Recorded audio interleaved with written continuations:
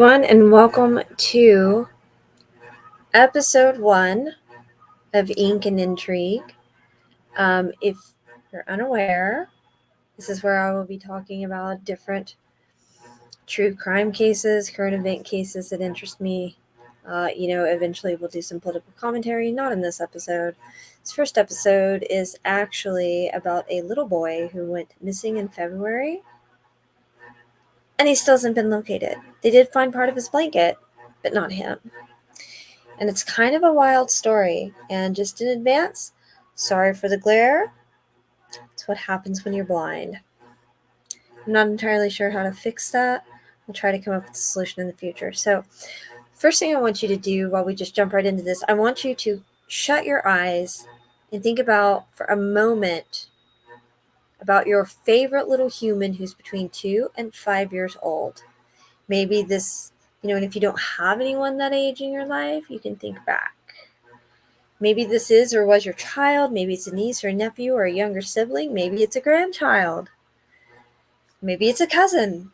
The relationship is less important in this moment than how you feel about that tiny little sprout of hope. Now, nature versus nurture, of course, it could be that your tiny little sprout eventually grows up and becomes a weed with the sole intent of choking out the entire garden, like a family annihilator. It's not always that severe. It could be that your tiny little sprout of hope doesn't understand what it takes to bloom and they need a little extra help. Well, anyone, even if they, along with the rest of us, haven't become our best selves, those who are a little bit slower to develop, they eventually get to where they need to be as well, especially when they have parents or grandparents or guardians, aunts, uncles, older siblings, etc., that can help them get to the next spot in life. And yes, that really is Chewbacca over my head. I bought it for my husband about 8 years ago as a present. Now, think about how you would feel or what you would do if there was a way to minimize the likelihood of your favorite tiny human experiencing any kind of abuse. If you were, or if you are a parent or guardian of a child, I understand that some of you may already be aware of how child abuse could have, been more than likely avoided, we'll say, because you learned in the most difficult way. And I don't mean any of that as a judgment. I recognize that if I knew then what I knew now, combined with experience and hopefully the necessary resources to help you improve your life as a person, means that hopefully you've learned and applied what you've learned to improve your life and to stop the likelihood of someone being able to come in and take advantage of your children or even yourself. So you'll see me over here scrolling down, and that's because I am on my laptop. And you guys are in the screen. And my notes are on this side of the screen. So I apologize if it seems like I'm looking off a lot. I hope in the near future to come up with a solution. So let's keep going though. There we go. Had to fix my screen. And also, I promise the video work will get better. StreamYard is brand new to me. I used to use Restream. I don't use Restream anymore. I'm going to just stick with this. So, but let's go back to what we were thinking about. Abuse and children. And again, I'm not specifying a kind of abuse, but statistics don't lie, and it's a very slim chance that you would be the anomaly to the statistics of child neglect and abuse of any kind if you were single and then decided to bring another person into your life. According to the National Center for Biotechnology Information, the NCBI, which is a subdivision of the United States National Library of Medicine, which, by the way, that is a branch of the National Institutes of Health, the likelihood of abuse to a child is almost 3 times higher than when both biological parents remain together. And I get it, that can't always happen. I'm not saying you should stay in a bad relationship or an abusive relationship at all. It's not what I'm getting at. I'm just laying out some statistics real quick. And I think those statistics you'll see as we get into this story a little more, why it's so important. If you're part of a blended family, the risk of abuse is 6 times higher. If you live with someone that you're not married to and they aren't the biological parent, there is a risk of abuse that is about 10 times as high as other children who live in a home with both biological parents. And I'm remarried, so I'm not saying you have to stay single forever. I'm not implying that. I am saying it is hugely important to recognize the fact that a lot of people who are abusive don't get caught. They fly right under the radar, and you're not going to see anything on a background check. You're not going to see anything if you go check court records. And on the other hand, though, if you're not checking court records, you could be putting yourself into a dangerous situation because someone could have been very brave and stood up to that abuse and done something from a legal perspective to try to get it to stop. And it's equally important that you do not ignore those red flags. Remember, as Dr. Phil likes to say, the way to predict the future is to look at past behavior. And you certainly don't want to end up in that sort of relationship. And you don't want to put your children in that sort of harm's way. According to the stats, children who do not live in a home with both parents are also more likely to experience neglect and maltreatment. Single-parent households report around 19.8% of,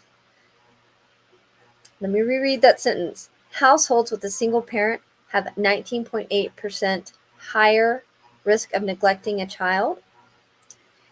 And yet, if a parent remarries, that jumps up to 23.7% chance that your child will be neglected.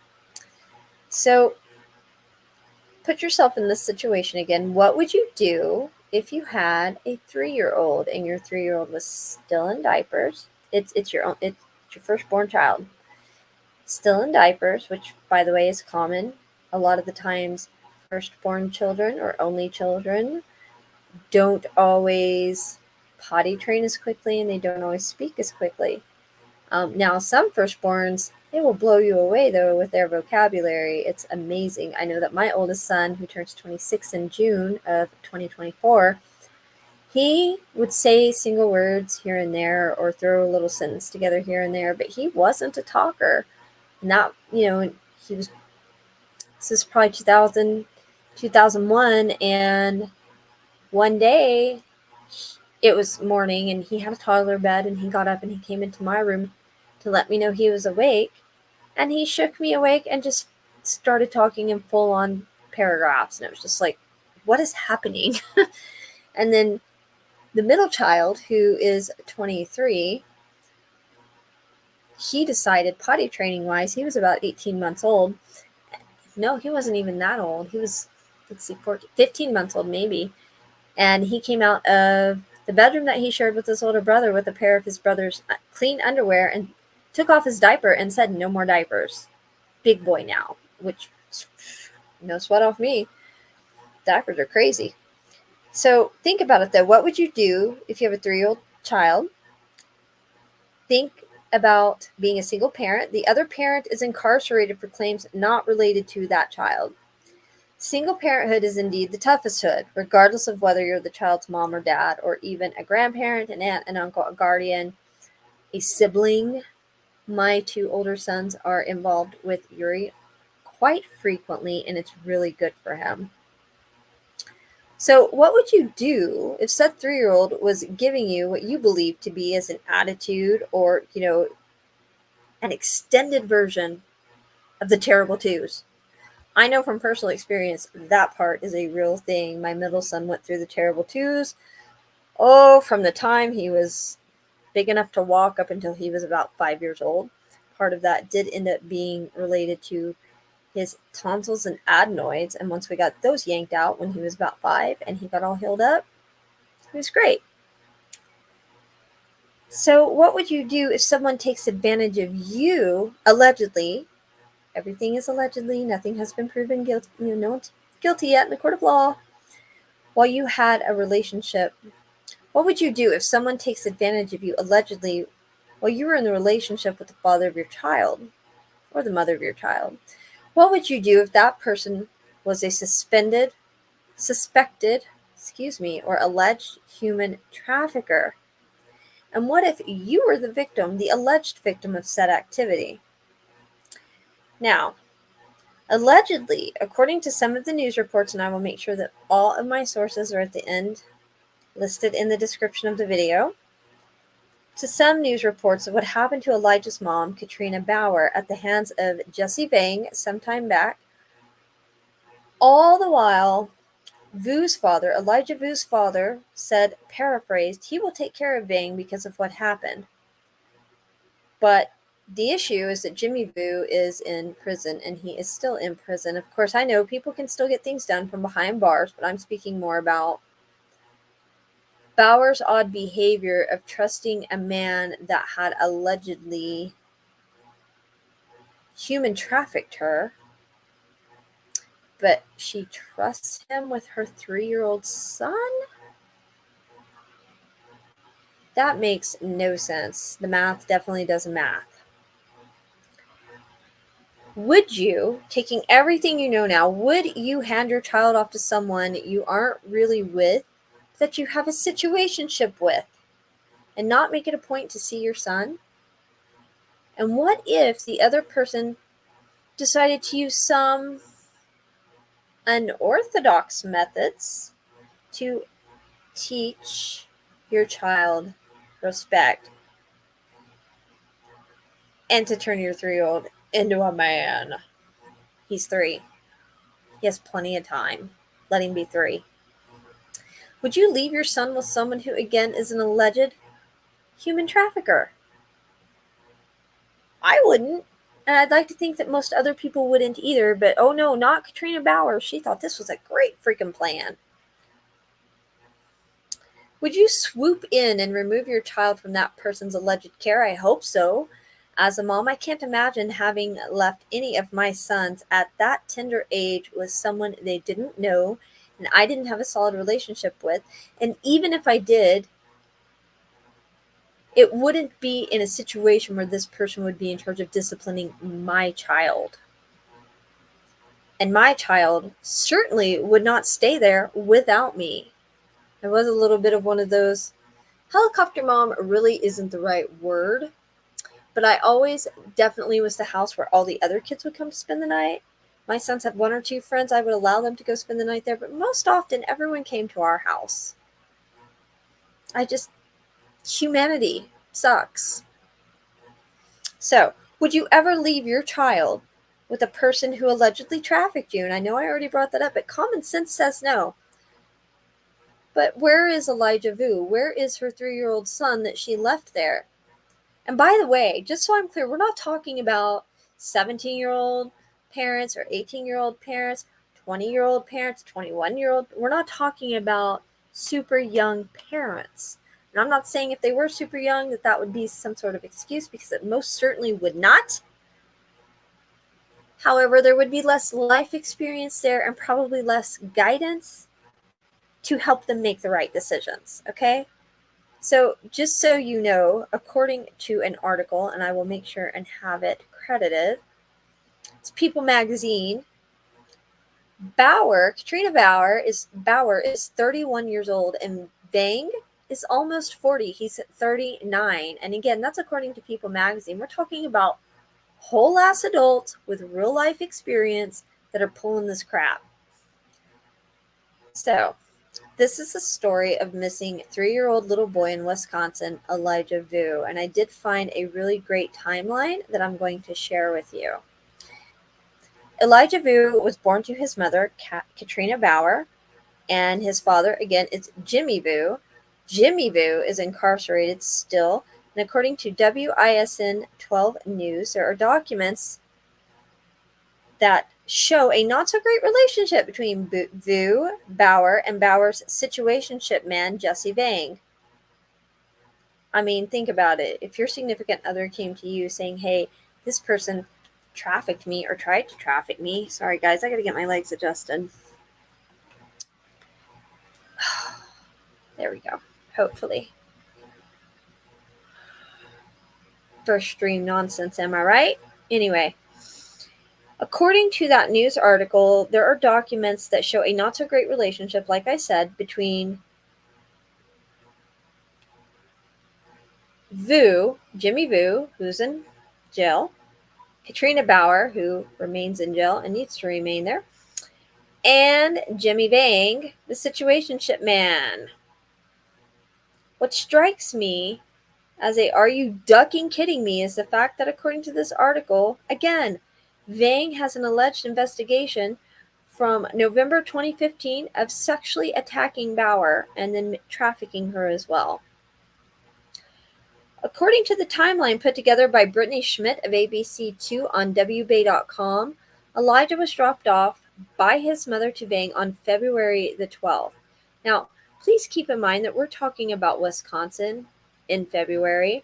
We're not talking about Florida. We're not talking about South Texas or certain parts of Arizona or Nevada where, I'm in Oklahoma. It's we have what's called a subtropical climate. So we all get real shocked in the winter when it dips below 40 degrees because that's just not us. And a little bit of flurries, like the whole state shuts down and it's crazy.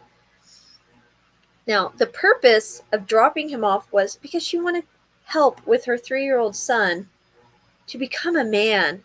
He had discipline problems. He's 3. Of course he has discipline problems. He's 3. Yes, because she has such great taste in men, and who wouldn't want an alleged sex trafficker to help turn a child into a young adult? That seems like terrible. And again, I mentioned Elijah is 3. So of course he has growing and changing to do, but no 3-year-old needs to learn to be a man. They need to learn to be 3 and be 3. They've never been 3 before. And learn the world around them and how they fit into it and how they interact with it.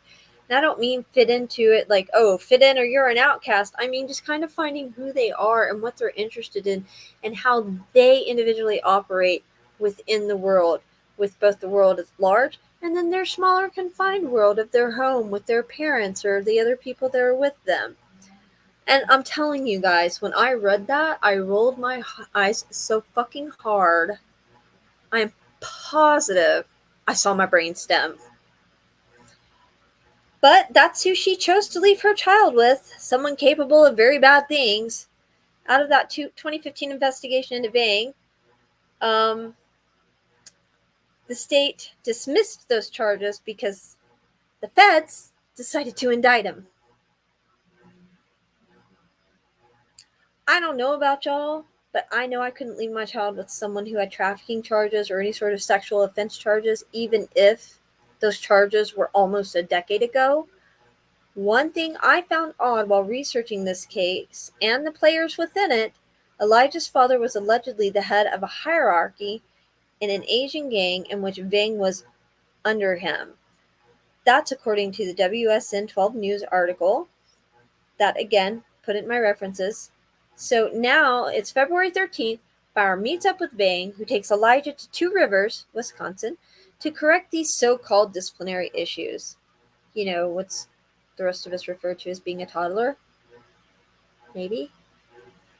And again, because I know I keep saying it, I have a hard time, I can't wrap my head around her handing her baby over to this man.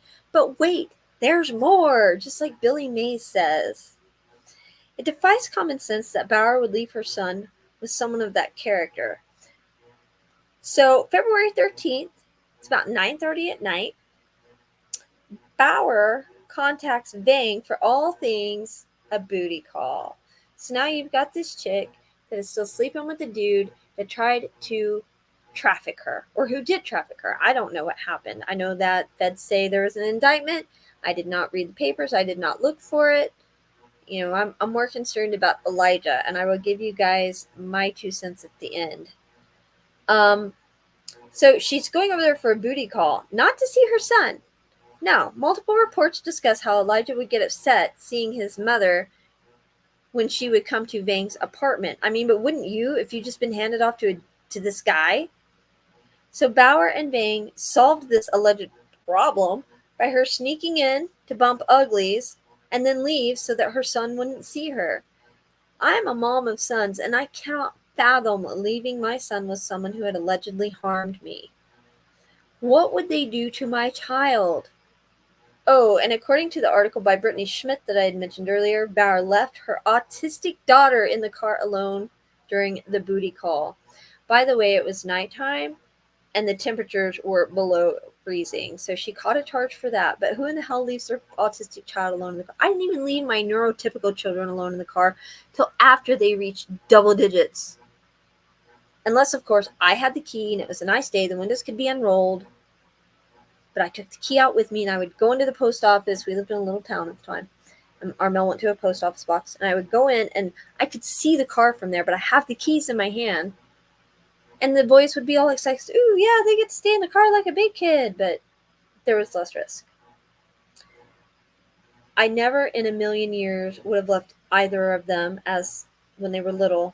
Yuri is significantly younger than those two, alone in the car. And I certainly would not have ever left Yuri alone in the car, especially since he's nonverbal.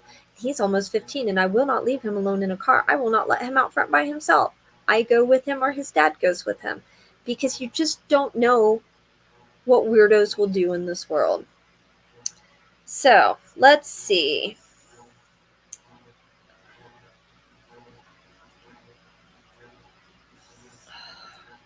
See, I'm learning how to do two things at once right now.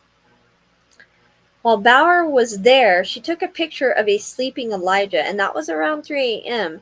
Do you know what this picture showed? Elijah was blindfolded and bruised. I'm just going to let that sink into you for a minute. She sneaks in to bump uglies with this dude who at one point was indicted by the federal government for sex trafficking. You think it's a smart idea to leave your son there for disciplinary reasons. You don't know why he cries when you show up, so you just try to show up when he won't see you, and now you're finding your son asleep on a couch, blindfolded and bruised?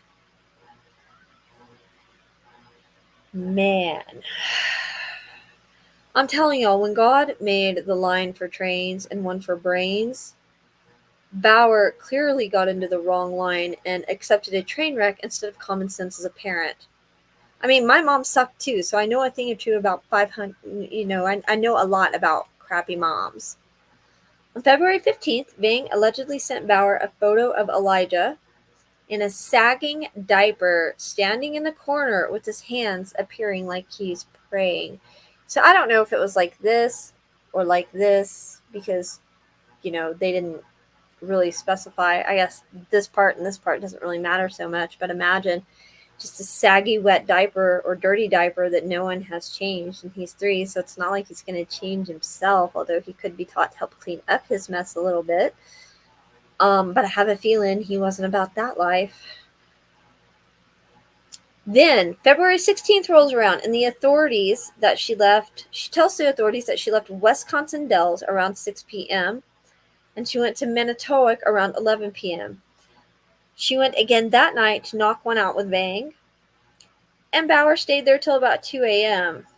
When asked by the authorities what was going on that night, she said that Elijah looked tired and was sleeping on the couch. February 18th rolls around. Vang texts Bauer telling her that she needs to put more trust in him when it comes to disciplining a child who isn't his own. By the way, this man also caught child abuse charges in 2005, I think I recall. I wouldn't have any trust in someone that had put that sort of freaking...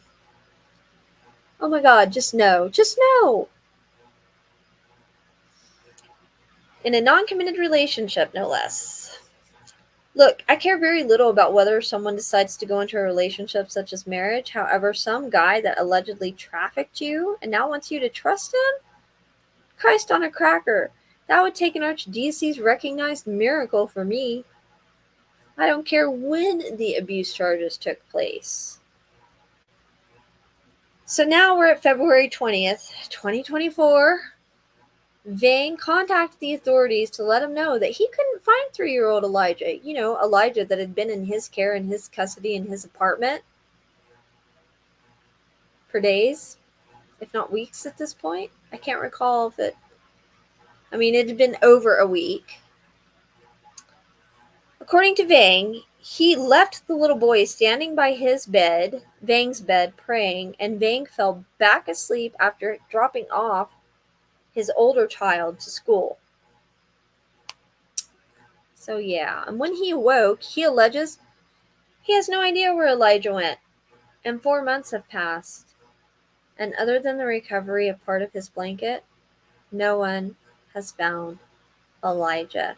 And I'm really disheartened when I get on YouTube and start, watching videos and doing research about any case, really, to just see these cases like this where you have such a young, vulnerable child.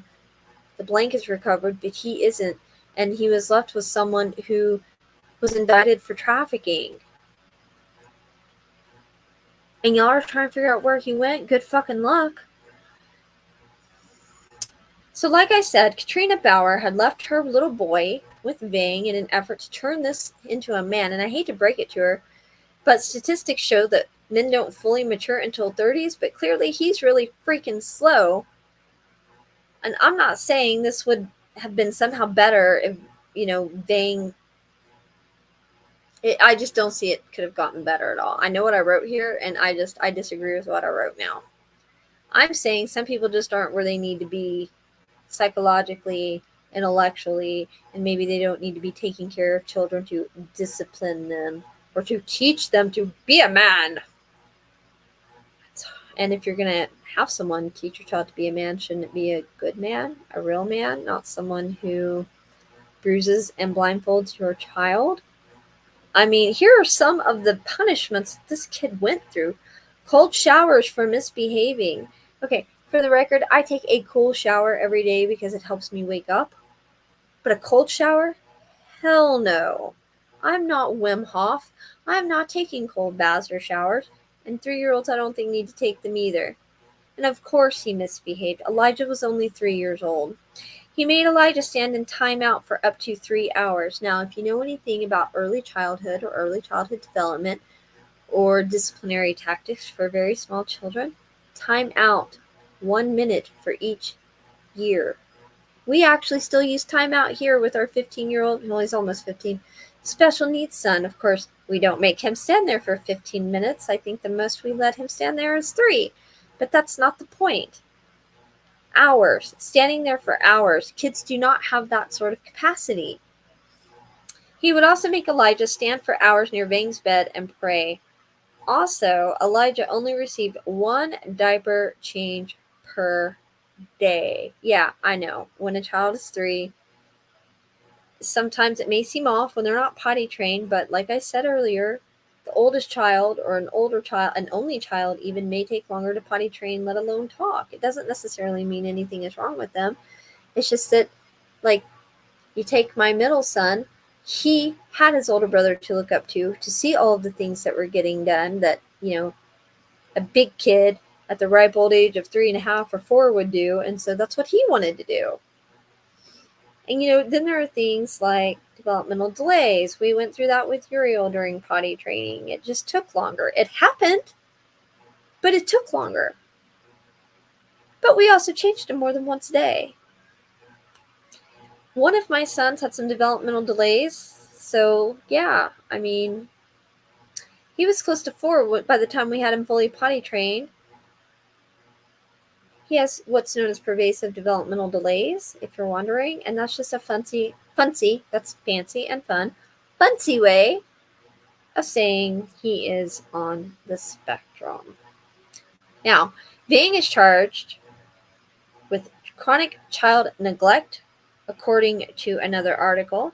Since Elijah went missing in February 2024, no one has laid eyes on him since. And like I mentioned, his blanket was found, and that blanket was positively identified as Elijah's. It was only 3.7 miles away from Vang's home. And like I said, Vang has a previous charge of child abuse that's over 10 years old. So now again, like I said, we have this man with a past of alleged sex trafficking that included the mother of this child, Bauer, and so somehow it makes sense to this woman to turn her little boy over to him for any reason. I don't know about y'all. That just wasn't happening. I did not outsource my duties as a parent because my job was to help them find who they are, how they interact with the world, appropriate discipline, and of course, teaching them how to potty in a toilet and otherwise take care of themselves. But that's how you instill that respect, is by parenting your child, especially when they are young. And I'm not talking necessarily about spanking. I'm not talking about, oh gosh, the things that I see people do nowadays.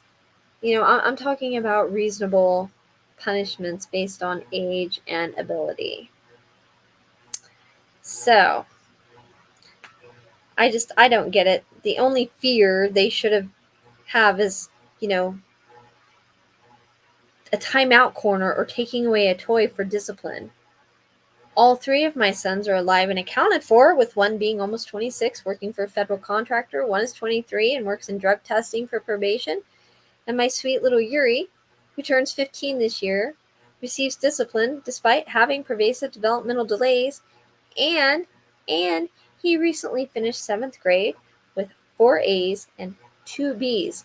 And that's after being in charter school for 2 years. When we had him in public school, all they would do is pre-K work with him, and we've had teachers tell us, one in particular came up to me and said, I just don't bother with him.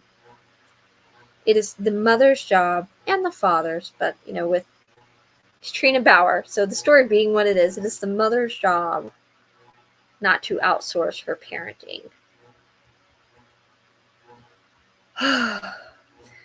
So here we are now, the end of May 2024. Actually, we're a week into June, if it shows you when I started writing this, and Elijah still has not been located or contacted.